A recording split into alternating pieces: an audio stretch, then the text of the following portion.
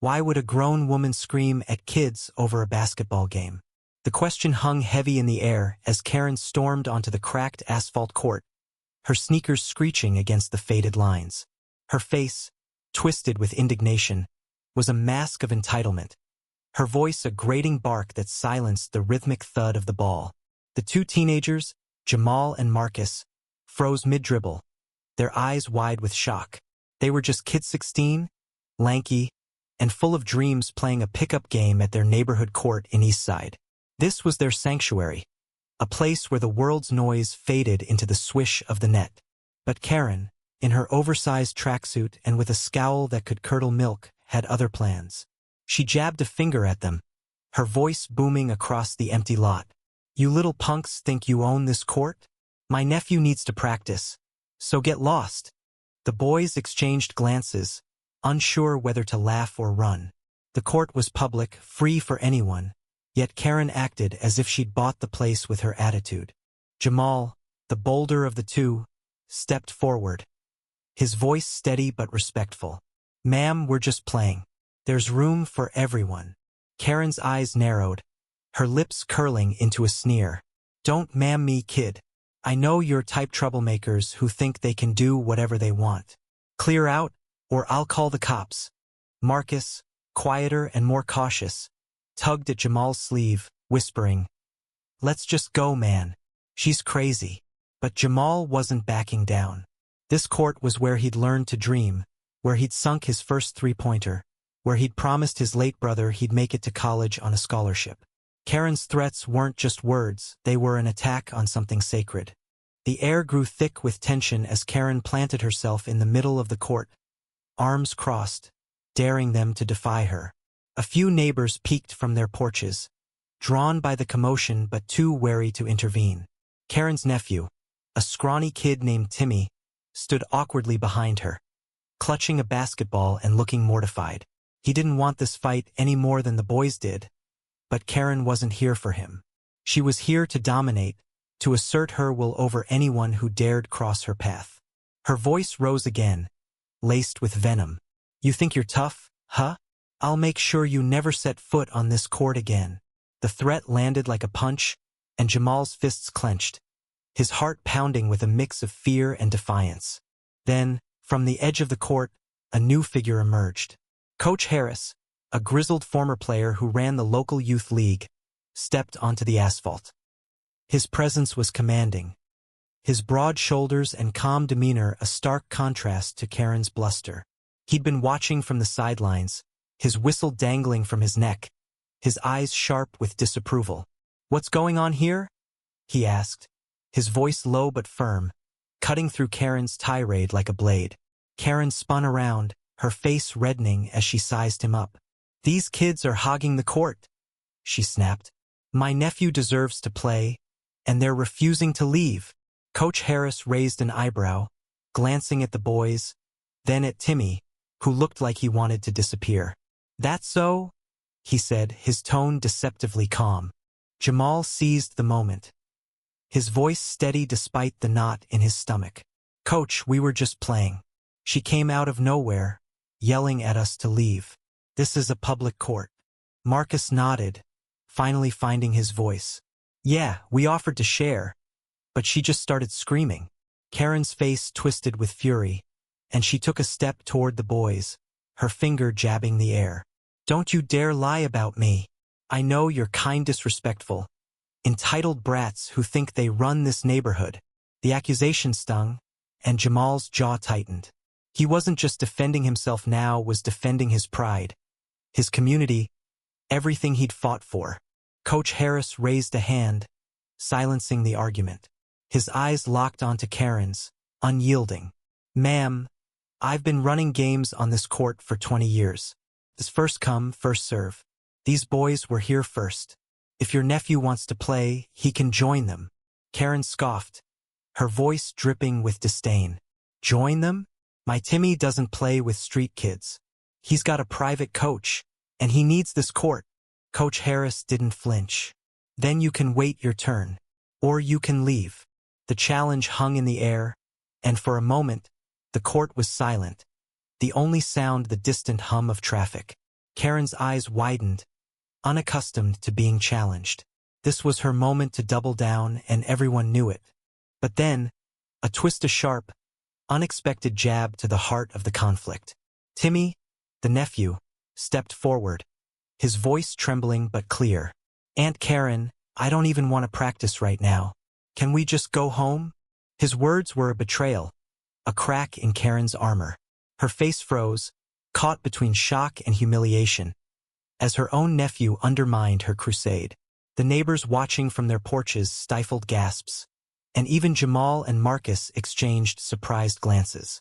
Timmy's small act of defiance shifted the dynamic, exposing Karen's bluster as not just overbearing but pointless.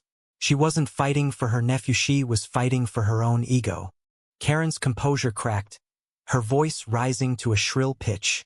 "You ungrateful little—" She stopped herself, aware of the growing audience, but the damage was done. Coach Harris stepped closer, his voice now edged with steel. "You're causing a scene, ma'am, and you're bullying kids who've done nothing wrong. I suggest you rethink your approach." The words were a warning, not a request, and Karen's face flushed a deeper shade of red. She wasn't used to losing, not like this, not in front of witnesses. But the tide was turning, and she could feel it. The truth of her actions, her unwarranted aggression, her baseless entitlement was laid bare, and the court seemed to shrink around her. The standoff on the basketball court grew electric, the air charged with the weight of unspoken consequences. Karen's eyes darted from Coach Harris to the boys, then to the small crowd of neighbors now gathering near the fence. She wasn't backing down, not yet. Her pride was a fortress, and she'd built it brick by brick over years of getting her way. "You think you can intimidate me?" she spat, her voice a mix of defiance and desperation. "I know people. I'll have this court shut down if I have to." The threat was absurd, but her delivery was venomous, and it sent a ripple of unease through the onlookers. Jamal and Marcus stood their ground, but their confidence wavered. What if she could make good on her threat? What if this court, their haven, was taken away? Coach Harris didn't blink. He'd seen people like Karen before, bullies who thrived on intimidation, who wielded their loud voices like weapons. But he also knew the law, the community, and the power of standing firm. "You're welcome to try," he said, his tone calm but unyielding. "But you're on public property and you're harassing minors. That's not a good look for anyone, especially not someone who claims to know people." The jab was subtle but sharp, and Karen's face twitched with rage. She opened her mouth to retort, but Coach Harris wasn't done. "Let's make this simple," he continued. "You can leave now, or we can let the authorities sort this out. Your choice." The mention of authorities hit Karen like a cold splash of water. Her bluster faltered, and for the first time, doubt crept into her expression. She wasn't used to being called out, not like this, not with the weight of reason and community bearing down on her. The neighbors, now openly murmuring, were no longer just spectators, they were witnesses to her unraveling. One of them, an older woman named Mrs. Carter, stepped forward, her voice firm but kind. "Karen, you're making a fool of yourself. These boys aren't hurting anyone. Let it go." The words were gentle but carried the weight of the neighborhood's judgment, and Karen's fortress began to crumble.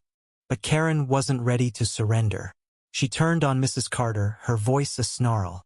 "Stay out of this, old lady. This isn't your business." The insult was a mistake, a desperate swing that only deepened her isolation. The crowd's murmurs grew louder, and Timmy, still standing awkwardly behind her, looked like he wanted to sink into the ground. The twist of his earlier defiance lingered, a quiet rebellion that had exposed Karen's crusade as hollow. Now, with the neighbors turning against her and Coach Harris standing like a wall, Karen's confidence was eroding fast. She needed a new angle, a way to regain control. That's when she pulled out her phone, brandishing it like a weapon. "I'm recording this," she declared, her voice trembling with a mix of triumph and panic. "I'll post this online. Show everyone how you're all ganging up on me." The threat was meant to intimidate, to flip the narrative in her favor. But it backfired spectacularly. Coach Harris didn't flinch. "Go ahead," he said, his voice steady. "Record it. Show the world how you're bullying kids and disrespecting a community space. I'm sure that'll go over well. The sarcasm was biting, and the crowd chuckled, emboldening the boys. Jamal, finding his courage again, added, "Yeah, make sure you get the part where you yelled at us for no reason." Karen's hands shook as she fumbled with her phone, her face a mix of fury and humiliation. She hadn't expected the boys to stand up, the coach to intervene, or the community to rally.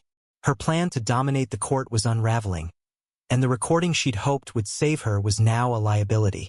The neighbors' phones were out too, capturing her tirade from every angle. She was trapped, her own weapon turned against her.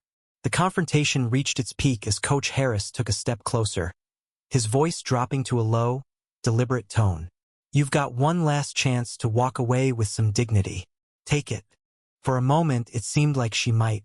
Her eyes flickered with uncertainty, her bravado crumbling under the weight of the crowd's disapproval. But Karen's pride was a stubborn thing, and she doubled down. "I'm not going anywhere," she screamed, her voice cracking. "This court is for my nephew, and you can't stop me."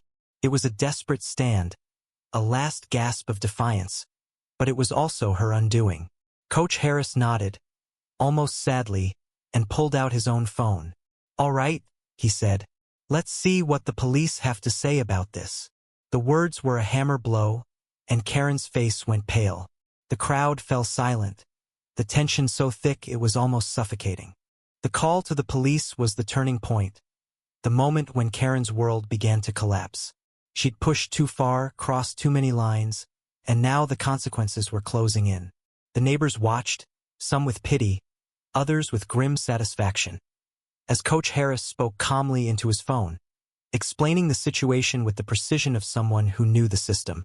Karen's bluster faded, replaced by a dawning realization that she'd miscalculated. Her threats, her entitlement, her refusal to back down all led to this moment. The court, once a battleground for her ego, was now the stage for her downfall. The police arrived quietly, their cruiser pulling up to the edge of the basketball court with a soft crunch of gravel. Two officers stepped out, their faces neutral but their presence commanding. The crowd parted, and Karen's bravado evaporated like mist under a harsh sun. She stood frozen, her phone still clutched in her hand, the screen dark now, her earlier threats forgotten. Coach Harris greeted the officers with a nod, his voice calm as he recounted the events: Karen's aggression, her refusal to share the public court, her harassment of Jamal and Marcus. The boys stood nearby, their expressions a mix of relief and disbelief. They'd never imagined a simple game could escalate to this. Karen tried to interject, her voice shrill and defensive. "They're lying. These kids were disrespecting me, and this so-called coach is protecting them." But her words fell flat, drowned out by the weight of the truth. The neighbors, now vocal, corroborated the boys' story.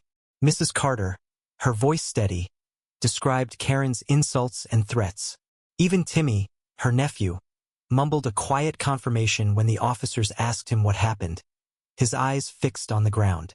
The officers listened, their expressions unreadable, but it was clear they saw through Karen's facade. One of them, Officer Daniels, turned to her with a measured look. "Ma'am, you're causing a disturbance on public property. You've been asked to leave multiple times. That's not how this works." The legal consequences were swift and precise. Karen was issued a citation for disorderly conduct, a minor charge but one that carried a fine and a mark on her record. The officers explained that her actions harassing minors, disrupting a public space, and refusing to comply crossed a line. She could have walked away, could have shared the court, but her need to dominate had led her here. As the officers handed her the citation, Karen's face crumpled, not with remorse but with the bitter sting of defeat.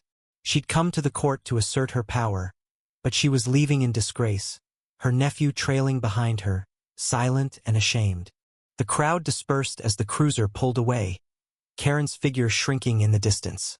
The court felt lighter now, the tension gone, replaced by a quiet sense of justice. Jamal and Marcus picked up their basketball, the thud of the ball against the asphalt a familiar comfort. Coach Harris watched them, a faint smile on his face. He'd seen this before: bullies who thought they could steamroll over others, only to learn that communities, when pushed, push back. He clapped the boys on the shoulders. "You handled that well," he said. "Keep playing. Don't let anyone take this from you." The aftermath was a lesson in resilience. Jamal and Marcus returned to the court the next day, their game sharper, their laughter louder. The neighborhood rallied around them, with Mrs. Carter bringing homemade lemonade and other kids joining in for pickup games. The court became more than a place to play; it became a symbol of standing up, of refusing to let entitlement win. Word of the incident spread, not through Karen's failed recording but through the community's stories, shared over fences and on porches.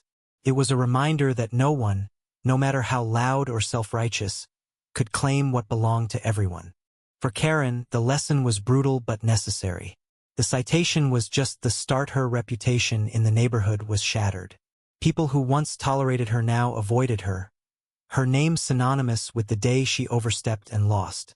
Timmy, her nephew, stopped coming to the court altogether, too embarrassed to face the kids he'd been pitted against. But there was hope in the aftermath, a chance for redemption if Karen chose to take it.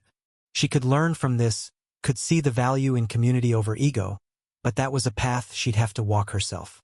As the sun set over the court weeks later, Jamal sank a three-pointer, the net swishing in the quiet evening air. Marcus cheered, and Coach Harris watched from the sidelines, his whistle glinting in the fading light. The court was theirs again, not because they'd fought for it, but because they'd stood their ground with dignity. The lesson wasn't just for Karen, it was for everyone watching. Stand up, speak truth, and hold fast to what matters. The court, the game, the community, they were worth fighting for, not with fists but with courage and unity. And in that moment, as the ball bounced and the laughter echoed, the world felt a little more just.